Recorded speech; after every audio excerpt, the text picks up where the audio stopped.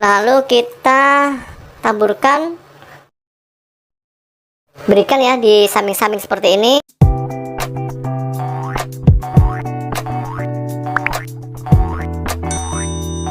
Nah, buat teman-teman nih yang belum mengetahui apa sih pupuk dasar itu, apa itu pupuk dasar, apa manfaat dari pupuk dasar, dan bagaimana cara meracik pupuk dasar yang benar. Agar tanamannya itu maksimal, tentunya kita butuh yang namanya pupuk dasar ala petani profesional yang bisa kita aplikasikan di rumah tentunya.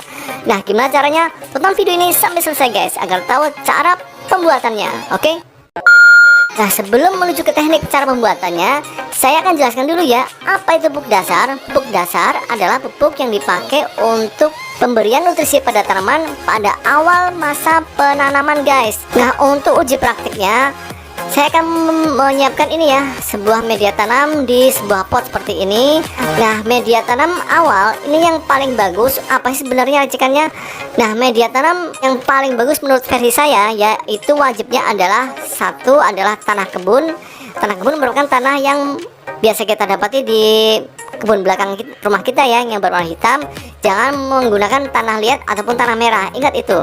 Lalu yang kedua adalah sekam bakar. Sekam bakar ini sangat penting untuk media tanam menjadi lebih gembur dan lebih poros guys. Lalu yang ketiga adalah pupuk kandang. Lalu yang keempat nih opsional, bisa ditambah lagi dengan kompos. Tapi kalau tidak punya kompos tidak masalah ya. Saya akan mulai untuk peracikan pupuknya sebagai pupuk dasar. Nah, ini dia. Sekarang kita lepaskan media tanam dari potnya seperti ini. Nah, ini dia. Kita tuangkan dulu ya. Seperti ini.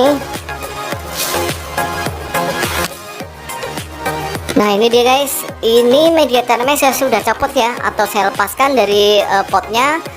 Sekarang kan persiapkan untuk pencampuran dari bahan-bahan apa yang sudah saya persiapkan, yaitu pertama adalah kapur dolomit ya.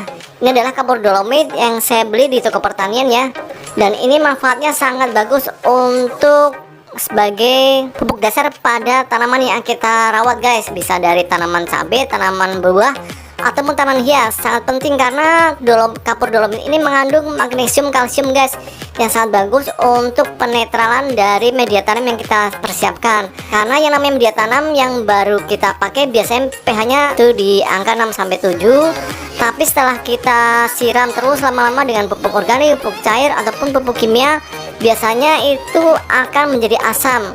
Makanya untuk mengatur atau menetralkan pH tanah yang terlalu tinggi derajat keasamannya, maka fungsi dari kapur dolomit inilah sebagai penetralnya. Ini saya pakai adalah 1 sendok makan seperti ini, 1 sendok makan full ya, tinggi seperti ini. Lalu kita taburkan seperti ini sampai rata, kemudian kita aduk. Nah, seperti ini ya, kita aduk sampai rata. Kita bisa menggunakan bantuan plastik atau sarung tangan ya untuk mengaduknya, ataupun bisa menggunakan cangkul dan alat-alat lainnya. Nah guys, ini sudah saya campur menjadi rata ya untuk kapur dolomit dan media tanam. Sekarang saatnya kita masukkan ke dalam pot yang tadi ya, tapi jangan full, kita masukkannya setengah aja. Nah, seperti ini ya, kita masukkan ke dalam potnya yaitu setengah bagian aja, karena yang setengah lagi nanti ya untuk menutup di bagian akar sampai ke permukaan dari si tanaman yang akan kita tanam guys. Nah, kita masukkan yuk untuk media tanamnya sampai setengah pot. Oke. Nah, ini ya guys, sudah saya masukkan sebagian atau setengahnya media tanam ke dalam pot yang tadi sudah saya persiapkan. Nah, itu dia ya, setengah bagian atau setengah pot. Nah, kalau sudah seperti ini, saatnya kita memberikan untuk pupuk makro yang lainnya atau pupuk dasar lainnya. Makanya jangan kemana, tonton video ini sampai selesai guys. Oke, tara. Nah, ini ya guys, ini adalah pupuk pertama yang akan saya pakai untuk racikan pupuk dasar pada tanaman Miana nanti, yaitu apa? Pupuk SP36. Teman-teman sudah bisa baca ya di bungkusnya ini, pupuk SP36. Kalau tidak punya SP36 bisa diganti pupuk TSP. Jadi ada 2 ya, tapi kandungnya sama, yaitu apa? Kandungannya adalah unsur nutrisi fosfat ataupun fosfor ya, sama aja. Dosis yang akan saya pakai untuk pupuk dasar yaitu 1 sendok makan. Nah, seperti ini ya, 1 sendok makan full seperti ini. Kemudian kita taburkan di permukaan media tanam di pot yang sudah dipersiapkan ya, yaitu media tanam di dalam pot yang cuma setengah ini. Nah ini dia, kita berikan ya di samping-samping seperti ini. Nah ini dia, karena di tengah nanti untuk peletakan akar ya, jadi jangan dikenakan langsung pada akar, takutnya nanti tanamannya akan mudah mati karena efek pupuk kimia itu panas ya. Jadi kita berikan di samping-sampingnya seperti ini, di samping-samping sisi pot ya. Nah kalau sudah SP36 ini masuk, pupuk apa lagi? Ini dia, tara, ini yang pupuk yang kedua, yaitu pupuk ZA. Ini pupuk ZA bisa juga diganti dengan pupuk urea, sama-sama mengandung nitrogen ya. Kalau lebih bagus sih kalau ada pupuk urea, yaitu mengandung nitrogen yang lebih tinggi daripada pupuk ZA. Bedanya apa untuk pupuk urea dan pupuk ZA? Kalau pupuk urea itu kandungan nitrogen, yaitu untuk pertumbuhan daun-daun itu lebih tinggi, di angka 40-an% lah. Kalau pupuk ZA nitrogennya cuma di angka 20%-an. Tapi kelebihan ZA itu yaitu mengandung nutrisi yang lainnya, yaitu unsur sulfur. Sulfur juga sangat bagus untuk pertumbuhan tanaman. Nah ZA ini juga tidak mudah untuk membuat media tanam menjadi asam. Teman-teman kalau mau membeli, mendingan beli pupuk urea aja. Sekarang untuk pupuk urea dan pupuk ZA ini dosisnya berapa?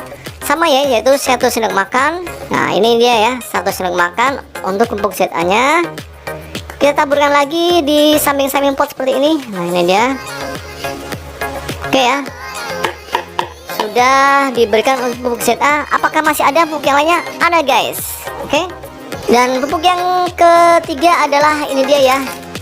Ini adalah pupuk KNO3 putih. Nah ini ya dia guys. Pupuk KNO3 putih ini mengandung unsur nutrisi apa? Yaitu unsur K, kalium ya, yaitu di angka 46%. Nitrogennya kecil ya, 13%. Makanya yang saya buru yaitu dinilai nutrisi K-nya, kaliumnya, yaitu 46%.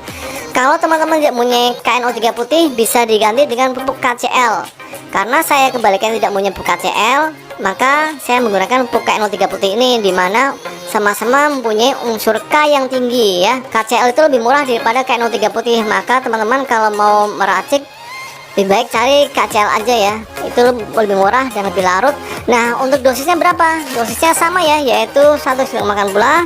Nah yuk kita taburkan ya guys, 1 sendok makan ya. Kita taburkan lagi di samping-samping pot seperti ini. Nah ini dia. Oke, nah itulah 3 pupuk ya yang saya sudah pakai untuk dijadikan sebagai pupuk dasar untuk semua jenis tanaman apapun. Ingat ya, pupuk tadi udah ada opsi opsional untuk pengganti-penggantinya. Jadi teman-teman bisa lebih tahu ya, andaikan kata mencari pupuk tertentu tapi tidak ada di toko tanaman, maka ini ada penggantinya seperti urea menjadi ZA, KCL menjadi KNO3 putih, ataupun TSP menjadi SP36. Nah yuk, setelah begini kita langsung penempatan tanaman di pot ini. Ini dia.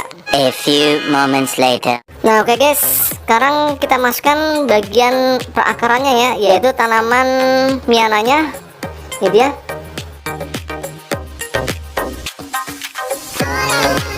Nah ini akarnya sudah masuk ya untuk miananya.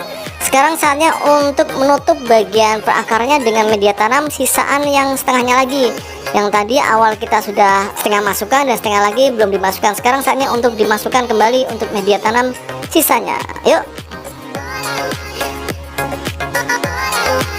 Nah sekarang tanam miananya sudah masuk ya semuanya. Bagian akarnya saya sudah timbun lagi dengan sisa media tanamnya dan sudah saya pedatkan sehingga tanamannya akan kokoh. Setelah ini kita bisa langsung menyiramnya ya dengan air biasa. Nanti dilanjut untuk pupuk susulan. Pupuk susulannya nanti saya akan jelaskan di video terpisah ya.